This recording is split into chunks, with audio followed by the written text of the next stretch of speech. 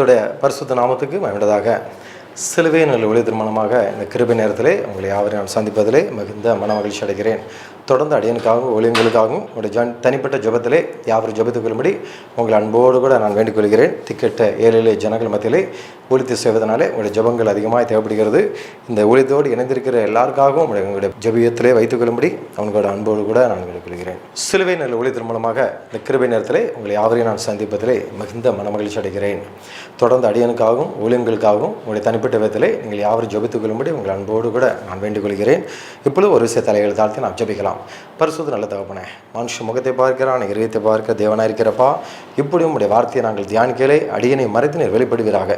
இயேசு கிறிஸ்துவின் ஜெபிக்கிற நல்ல பிதாவே, ஆமேன். இந்த நாட்டிலும் கூட ஜெபத்தை குறித்து ஒரு சில காரியங்களை நான் பார்க்க போகிறோம். ஜெபமே ஜெயம் அப்படிங்கிற தலைப்பில் நான் பார்க்க போகிறோம். இந்த எல்லாருடைய வாழ்க்கையிலும் வெற்றிக்கு அடித்தளமே என்ன அப்படின்னு சொல்லி பார்த்தீங்கன்னா ஜெபந்தான்.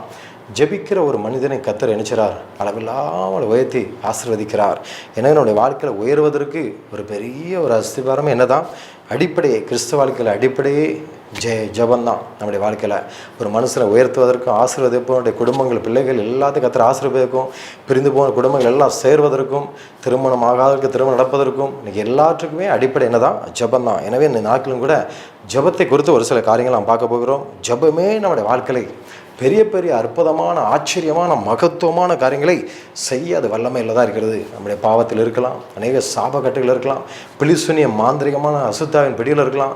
ஆனால் எல்லாத்துலேருந்து விடுதலையாக்குறது ஒன்றே ஒன்று எப்படின்னு பார்த்தீங்கன்னா பெரிய ஒரு ஆயுதம் ஜெபம். ஜெபம் மாத்திரமே நம்முடைய வாழ்க்கையை அற்புதங்களை செய்யக்கூடியதாக இருக்கிறது. இன்றைக்கி எல்லாம் சுற்றிலும் அடைக்கப்பட்ட வாசலாக இருக்கலாம், எல்லாமே அடைக்கப்பட்ட வாசல், ஏன் அந்த உலகத்தில் நம்ம உயிரோடு இருக்கணும் அப்படின்னு கூட நினைக்கலாம்.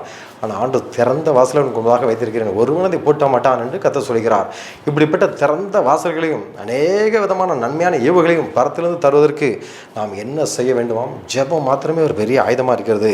வேல்ஸ் தேசத்தில் எழுப்புவதற்காக 13 ஆண்டுகள் ஒரு வாலிபன் ஜெபம் பண்ணாராம். சின்ன வயசுலேருந்தே பார்த்தீங்கன்னா ரொம்ப உள்ளத்தில் ஏக்கத்தோடு தவிப்போடு கண்ணீரோடு கூட ரொம்ப தாகத்தோடு கூட ஜெபம் பண்ணாராம்.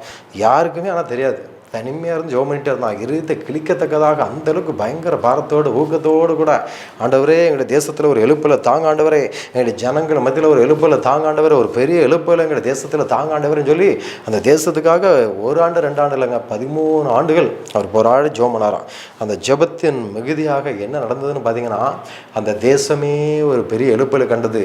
ஆளுங்கள் எல்லாம் திரளாய் நிரம்பி வழியத்தக்கதாக எல்லா ஜனங்களும், சுரங்க தொழிலாளர்கள், ஏழை ஜனங்கள் அநேகர் தொடப்பட்டு திரளாய் வேலை முடிஞ்ச உடனே எப்பண்டா ஆலயத்துக்கு போகலாம் அப்படின்னு சொல்லி அந்த வேலை முடிஞ்ச அப்புறம் பார்த்திங்கன்னா சந்தோஷத்தோடு கூட ஆரவாரத்தோடு பாட்டு படிச்சுக்கிட்டே போவாங்களாம், எப்பண்டா நம்ம ஆலயத்துக்கு போகலாம்.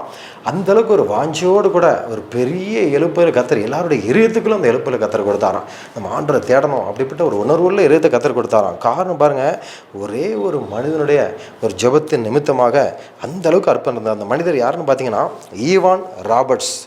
இளம் வயதிலிருந்தே அவர் அந்தளவுக்கு ஜெபித்ததுனால வேல்ஸ் தேசத்தில் ஒரு பெரிய எழுப்பணும். அதுதான் பிரியமல்லே, இந்த நாட்களும் கூட ஆண்டவர் நம்மிடத்தில் எதிர்பார்ப்பது என்ன? ஜெபம். விசுவாசம் உள்ளவர்களாய் ஜெபத்தில் எவைகளை கேட்பீர்களோ அவைகளை எல்லாம் நீங்கள் என்ன செய்வீங்க? பெற்றுக்கொள்வீர்கள் என்று வேதம் சொல்கிறது. மார்க் 11:24, நீங்கள் ஜெபம் பண்ணும்போது எவைகளை கேட்பீர்களோ அவைகளை பெற்றுக்கொள்வோம் என்று விசுவாசிங்கள், அப்போது அவைகள் உங்களுக்கு என்ன உண்டாகும் என்று கர்த்தர் சொல்கிறாராம். பிரியமானலே, இன்றைக்கி ஜெபத்தில் ஒரு பெரிய ஒரு இது என்னன்னா விசுவாசம்தான். விசுவாசம் இல்லாமல் தேவனுக்கு பிரியமாக இருப்பது கூடாத காரியம். நான் ஜெபம் பண்ணுறேன், என் ஜெபத்தை கர்த்தர் நிச்சயமாக கேட்பார். எதாக இருந்தாலும் அவருடைய சித்த திரும்பி ஆண்டவரே இது எனக்கு வேணும்னு ஆசையாக இருக்குது ஆண்டவரே, உங்களுடைய சித்த திரும்பி எனக்கு தாங்க. ஒரு தகப்பன்ட்ட பிள்ளை கேட்குற மாதிரி நம்ம கேட்கும்போது கர்த்தர் நம்ம நினைப்பதை விட ஜெயிப்பதை விட அவர் அதிகமாகவே நம்முடைய வாழ்க்கையில் செய்கிறார். என் தகப்பன்ட்ட சொல்லிட்டேன், அவர் பார்த்துக்கொள்வார். எனக்கு இந்த மாதிரி கார் வாங்கினா எனக்கு ஆசையாக இருக்குது, நம்ம நினைப்பதை விட பாருங்கள் அவர் பெட்டரான ஒரு காரை தான் கற்றுக் கொடுப்பார். இந்த படிப்பு படிக்கணும்னு ஆசைப்படுறேன் ஆண்டவரே, உங்களுக்கு சுத்தமானாலும் சொல்லுவோம், அதை விட அவர் பெட்டராக தான் செய்வார். ஆண்டவரே இந்த காரியம் திருமண காரியம் நடந்தால் நல்லாயிருக்குன்னு நம்ம நினைப்போம், அது தடையாயிட்டுன்னு சோர்ந்து போக வேண்டாம். ஆனால் அவர் நமக்கு பாருங்கள் அதை விட பெஸ்ட்டாகவே காரியத்தை வாய்க்க பண்ணுவார். கற்பதின கனி எல்லாத்திலும் கர்த்தர் நிச்சயமாக செய்வார். தகப்பன்ட்ட பிள்ளை கேட்குறத போல் நம்மளும் விசுவாசத்தோட, எங்கள் அப்பாட்ட சொல்லிட்டேன் இனி அவர் பார்த்துக்கிடுவார், எனக்கு வேண்டிய எல்லாத்தையும் அவர் பார்த்துக்கிடுவார்னு சொல்லி விசுவாசத்தோடு கூட. ஜெபத்தின் அஸ்திபாரமே என்ன தான்? விசுவாசமுள்ள ஜெபம் பிணியாளிகளை ரட்சிக்கும். நம்முடைய விசுவாசமே உலகத்தை ஜெயிக்கிற ஜெயம். இன்றைக்கி 12 மணி நேரம் நான் உபவாசம் கொடுத்து போனேன், 24 நேரம் நான் சங்கிலி ஜெபத்துக்கு தொடர்ந்து போனேன், அங்கே போனேன் இங்கே போனேன், 3 நாள் ஜெபம் பண்ணேன், எல்லாம் ரைட்டு தான். ஆனால் வெளியில் வந்த உடனே 3-4 ஜெபத்தையும் முடிச்சுட்டு என் வாழ்க்கையில் ஒன்றும் நடக்கலை, இனி என்னத்த நடக்க போகுது அப்படின்னு ஒரு வார்த்தை சொல்லிட்டாலும் அந்த 3 நாள் prayer, 24 hours prayer, 12 hours prayer எல்லாமே வேஸ்ட்டாக போயிடும். பிரியமானவர்களே, இன்றைக்கி நம்முடைய வாழ்க்கையில் விசுவாசம் ஒரு சாதாரண நம்ம போல ஒரு பாடுள்ள மனிதன் தான். ஆனால் கருத்தோடு ஊக்கத்தோடு கூட நினைச்சார், கருத்த ஜெபம் பண்ணார். விசுவாசத்தோடு கருத்தோடு ஊக்கமாய் அவர் ஜெபம் பண்ணும் பொழுது என்ன நடக்குது பாருங்கள், பெரிய காரியங்களே கர்த்தர் செய்கிறத நம்ம பார்க்குறோம். அதே போல் நம்முடைய வாழ்க்கையிலும் கூட கருத்தோடு ஊக்கத்தோடு கூட முழு இதயத்தோடு முழு ஆத்மாவோடு பலத்தோடு கூட ஊக்கத்தோடு கூட ஆண்டவரே இந்த காரியங்களை வாய்க்க பண்ணுங்கப்பான்னு சொல்லி ஆண்டவரேன்னு சொல்லி நம்ம கேட்கும்போது கர்த்தர் நினைச்சார் பெரிய காரியங்கள் நம்முடைய வாழ்க்கையில் அவர் செய்கிறார். நீதிமான் செய்கிற ஜெபம் மிகுந்த பலனதாக இருக்கிறதாம். நீதிமான் விரும்புகிற காரியம் அவனுக்கு கொடுக்கப்படும் கர்த்தர் சொல்கிறார். பிரியமானவர்களே, நான் விசுவாசத்தோடு தாழ்மையோடு கண்ணீரோடு நம் நீதிமானோடு ஜெபம் பண்ணும்போது, நான் நீதிமான உத்தம இதயத்தோடு கூட ஜெபம் பண்ணும்போது கர்த்தர் நம்முடைய ஜெபத்தை அவர் கேட்கிறவராக இருக்கிறார். அன்றைக்கி ஆண்டவர் சீசரில் பார்த்து சொல்கிறார், நீங்கள் சோதனைக்கு உட்படாதபடிக்கு விழித்திருந்து நீங்கள் என்ன செய்யுங்க, ஜெபம் பண்ணுங்க. மாம்சம் பலவீனம் உள்ளது, ஆனால் ஆவி எப்படிப்பட்டதாக இருக்குது, உற்சாகமுள்ளதாக இருக்கிறது. எனவே சோதனைக்கு உட்படாதபடிக்கு நீங்கள் என்ன செய்யுங்க, விழித்திருந்து ஜெபம் பண்ணுங்க. நமக்காக தான் ஆண்ட சொல்லிக்கிறார். நம்ம பெரிய பெரிய சோதனையில் போய் விழுந்துடக்கூடாது அப்படின்னு சொல்லி. இன்றைக்கி ஆரம்பத்திலே நம்ம யாரும் பாருங்கள், டெய்லி 1 மணி நேரம் ஜெபம் பண்ணு, ஒரு 1/2 மணி நேரம் ஜெபம் பண்ணு அப்படின்னா நம்ம ஜெபம் பண்ணவே மாட்டோம். எனக்கு வேலை தான் ரொம்ப முக்கியம், படிப்பு தான் ரொம்ப முக்கியம், எவ்வளோ இது பண்ணிட்டு இருக்கேன், என் வாழ்க்கையில் எவ்வளோ கமிட்மெண்ட் இருக்குது, அதனால் எனக்கு ஜெபம் பண்ணுக்கு டைமே இல்லை, காலைல எழுந்திரிச்சிலேருந்து நைட்டு வரைக்கும் என் வேலை கரெக்டாக இருக்குது அப்படின்னு சொல்லி சொல்லுவோம். ஆனால் ஒரு பிரச்சனை வந்துட்டுன்னு வச்சுக்கிடுங்களேன், நம்ம எத்தனை நாள்னாலும் சரி அந்த பிரச்சனை முடிகிற வரைக்கும் நம்ம நினச்சோம், ஆண்டவரே நீங்கள் தான்பா, இனி உங்கள்கிட்ட எனக்கு வேறு யாரும் இல்லை, என் ஆஃபீஸில் உள்ளவங்க யாரும் உதவி செய்ய மாட்டாங்க, என் சொந்த பந்தஞ்சவங்க யாரும் அந்த பிரச்சனையிலேருந்து எனக்கு மீட்க மாட்டாங்க, நீங்கள் தான் எனக்கு உதவி செய்யணும், வேறு யாரும் எனக்கு விடுதலை தர மாட்டாங்கன்னு சொல்லி அந்த பிரச்சனை முடிகிற வரைக்கும் நம்ம யார் சமத்தில் உட்காருவோம், தேவ சமத்தில். இன்றைக்கி பிரச்சனைன்னு வந்தால் தான் இன்றைக்கி நிறைய பேர் ஆண்டரை தேடுதோம். ஆனால் வேதம் சொல்கிறது, நீங்கள் சோதனைக்கு உட்படாதபடிக்கு விழித்திருந்து நீங்கள் என்ன செய்யுங்க, ஜெபம் பண்ணுங்க அப்படின்னு சொல்லி சொல்லிக்கிறார். 1 பேதுரு 4:7 இப்படியா சொல்கிறது, எல்லாவற்றுக்கும் முடிவு சமீபமாயிற்று, ஆகையால் தெளிந்த புத்தியவர்களாக இருந்து ஜெபம் பண்ணுவதற்கு நீங்கள் என்ன செய்யுங்க, ஜாக்கிரதையாக இருங்க அப்படின்னு சொல்லி சொல்லிக்கிறார். எனவே நம்மளும் விழித்திருந்து நாம் ஜெபம் பண்ண வேண்டும். எல்லாவற்றுக்கும் முடிவு சமீபமாயிட்டு கடைசி காலத்துக்கு நம்ம வந்திருக்கிறோம். ஆண்டவர் சொல்லப்பட்டுள்ள எல்லா அடையாளங்களும் அப்படியே நடக்கிறது. பூமி அதிர்ச்சி, கொள்ளை நோய்கள், பூகமும், எங்கே பார்த்தாலும் மனுஷனுடைய அன்பு தனிந்து போய்விட்டது.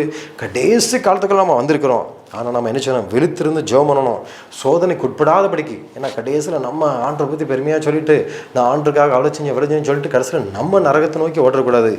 நம்ம சோதனைக்கு உட்படாதபடிக்கு என்ன செய்யணும், விழித்திருந்து ஆண்டவரே என்னுடைய குடும்பங்கள் எல்லாம் நீர் பாதுகாத்துக்கொள்ளுங்க, உங்களுக்கு பிரியமாக நடக்கணும்பா, எல்லா தீமைகளுக்கும் எங்களை என்ன செய்யுங்க, விலைக்கு பாதுகாத்துக்கொள்ளுங்க. அன்றைக்கி பரமணிக்கிற ஜெபத்தை சீசர்களுக்கு ஆண்டர் சொல்லிக் கொடுக்கிறார். எங்களை சோதனைக்கு உட்படாதபடிக்கு என்ன செய்யுங்க, தீமை நின்று எங்களை ரட்சித்துக்கொள்ளும். அப்போ பிரச்சனை உண்டு, போராட்டம் உண்டு, எல்லாமே உண்டு, சோதனைகள் உண்டு. ஆனால் அது எல்லாத்துலேயும் நம்ம தப்புவிக்கிற ஒரு தேவன் நம்ம கூட இருக்கிறார். எப்போ வருமுன் காப்போம் அப்படிங்கிற மாதிரி நம்ம நினைச்சோம், சோதனைக்கு உட்படாதபடிக்கு விழித்திருந்து ஜெபம் பண்ணணும். ஒவ்வொரு நாளும் ஜெபம் பண்ணும்போது ஆண்டவர் நடத்துவார். இந்த இடத்துக்கு போகாத, அந்த பிரச்சனை வரும், நீ அந்த பக்கமாக போ, இந்த காரியத்தில் நீ ஈடுபடாத அப்படின்னு சொல்லி ஆண்டவரே நம்ம தெளிவாக நடத்துவார். தெளிவாக நம்மளோட கூட பேசுவார். ஜெபிக்கும் பொழுதுதான் கர்த்தர் அநேக மறைபொருட்களை கர்த்தர் நமக்கு வெளிப்படுத்துவார்.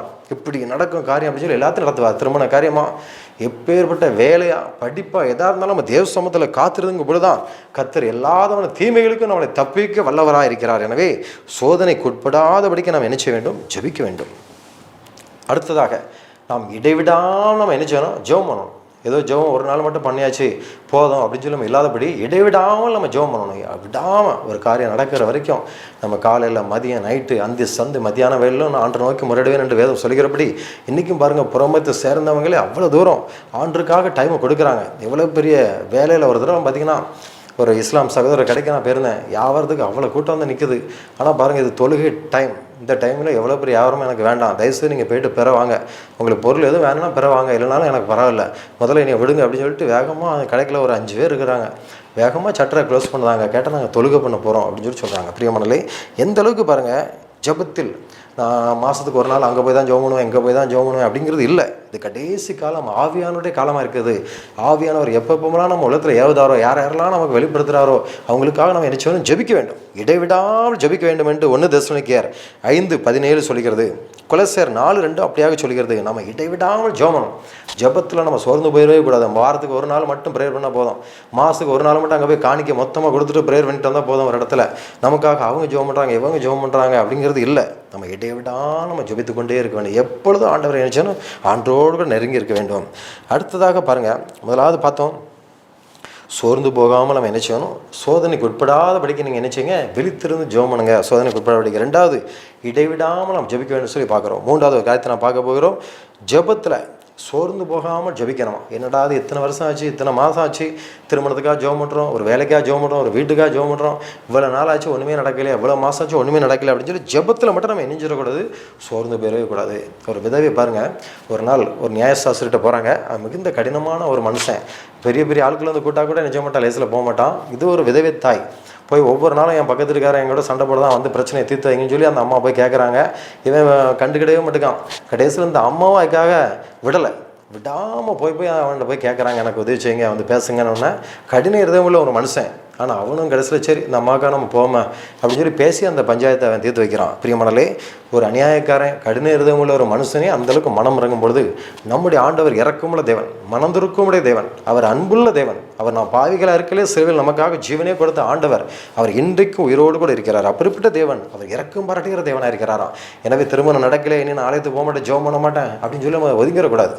ஏன்னா ஒரு இக்கட்டான சூழ்நிலை எப்படிடா இவனை ஆண்டவர்கிட்ட பிரிக்கலாம் அப்படின்னு சொல்லி தான் பிசாசு எதிர்பார்த்துட்டே இருப்பான். என்ன வந்தாலும் சரி சோர்ந்து போகாமல் ஆண்டவர் நிச்சயம் எனக்காக பெரிய காரியம் செய்வார். வயசு ஆகிட்டே இருக்குதா, 30க்கு மேலே ஆகிட்டு, 35 ஆகிட்டா, இனி எங்கே என் வாழ்க்கையில் திருமணம் ஆக போகுது, இனி என் வாழ்க்கையில் ஒரு நல்ல காரியம் நடக்குமா, கற்பதின் கணிக்காக கல்யாணம் ஆகி 5 வருஷம் ஆச்சு, 3 வருஷம் ஆச்சு, என் வாழ்க்கையில் ஒன்றும் நடக்கலையே, இனி எங்கே நடக்க போகுது, எத்தனையோ டாக்டரை பார்த்தும் கூட ஒரு விடுதலை கிடைக்கலையே நீங்கள் நினைக்கலாம். சோர்ந்து போகாதீருங்க. உங்கள் வாழ்க்கையில் கர்த்தர் அற்புதங்களை செய்ய போகிறார். எத்தனையோ எக்ஸாம் எழுதுறேன், கவர்மெண்ட் எக்ஸாம், ஆனாலும் கூட என் வாழ்க்கையில் ஒரு அற்புதம் நடக்கலையே நீங்கள் சோர்ந்து போயிருக்கலாம். சோர்ந்து போகாதீங்க. கர்த்தருடைய சமூகத்தில் நம்ம இரக்கத்தோடு, நம்ம ஆரம்பத்தில் சொன்ன மாதிரி தாழ்மையோடு, கண்ணீரோடு, ஊக்கத்தோடு கூட, விசுவாசத்தோடு கூட நாம் ஜெபிக்கும் பொழுது கர்த்தர் நிச்சயமாகவே நமக்கு மனம் இறங்குகிற தேவனாக இருக்கிறான். இன்றைக்கி உடனே நம்முடைய வாழ்க்கையில் அற்புதம் நடக்கலையேங்கிறதுக்காக சோர்ந்து போயிடாதீங்க. வருஷங்கள் போகலாம், மாதங்கள் போகலாம், ஆனால் எப்போது இருப்பதை காட்டிலும் 1000 மடங்கு அதிகமாக கர்த்தர் நிச்சயமாகவே உங்களை ஆசீர்வதிப்பார்.